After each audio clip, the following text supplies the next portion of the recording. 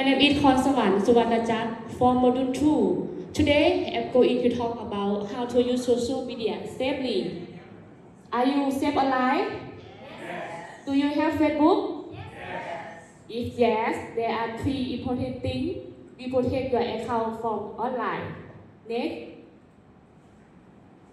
use strong password. Second, turn on two-factor authentication. And last one, be aware of unknown links and strangers. Next, you should use strong password and do not use the simple password like 1, 2, 3, 4, 5. And this will protect your account from hackers, even if they know your password.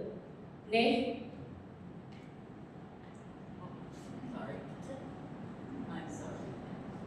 You do not accept requests online on the Facebook if your friend you don't know before, and be aware of keep unknown link and stranger. Next.